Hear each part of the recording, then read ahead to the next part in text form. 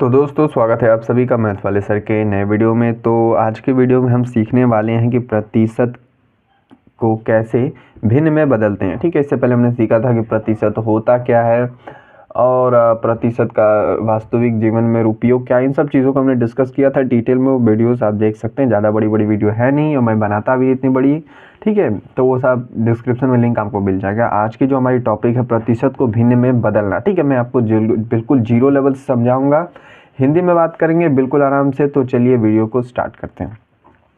सबसे पहले छोटी सी एक बात है, उसको आपको ध्यान में रखना होगा प्रतिशत को भिन्न में बदलने के लिए। पहली बात तो यहाँ पे आप नोट भी कर सकते हैं, एक लाइन है मैं उसको बोल देता हूँ, फिर उसको सॉल्व भी करके दिखाऊंगा। ठीक है, कुछ 4 एग्जाम्पल तो हमने लिए ही हैं, तो वहाँ से आपको आराम से समझ में आ जाएगा।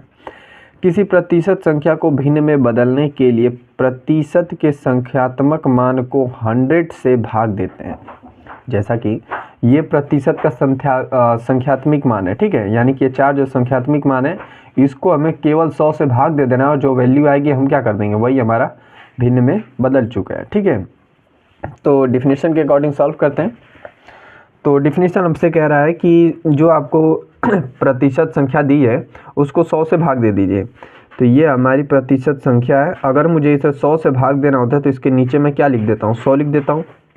ठीक, अब आप कहोगे नीचे ही क्यों लिखते हैं, ये तो मुझे कभी समझ ही नहीं आया। तो यहाँ पे समझो, इसको नीचे का मतलब लिखने का मतलब ये है, जैसे 2/8 होता था तो आप क्या करते थे, 8 को 2 में भाग देते थे, ऐसे यही करते थे ना। तो इस तरह से इसको भी कर लो। ये 4 है, 4/100 है, तो 100 को 4, यहाँ पे डिफिनीशन क्या बोल रहा है आपका कि इस प्रतिशत संख्यात्मक को 100 से भाग देना है, तो इसको 100 से ही भाग देना है ना। तो अब ये 4 यहाँ पे आ जाएगा और ये 100 इससे जाएगा ना, तो यहाँ पे 100 आ जाएगा। अभी भी यहाँ पे हम क्या कर रहे हैं, 4 को 100 से ही तो भाग दे रहे हैं, तो इसलिए हम इसको बटा में लिखते हैं। ठीक है, तो ये आ गई। अब इसको आप सॉल्व करिएगा।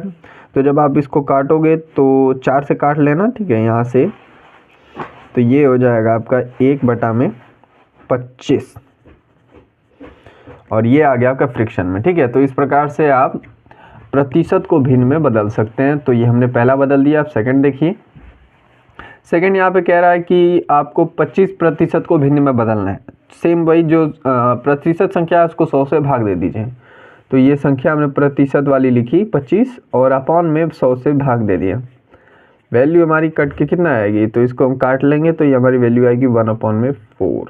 ठीक, इसको काटना तो आता ही होगा आपको, भाग देना वो सब नहीं आता तो देख सकते हो, पीछे बहुत सारी वीडियोस हैं। ठीक है, तो यहाँ पे तीसरा वाला बचा है।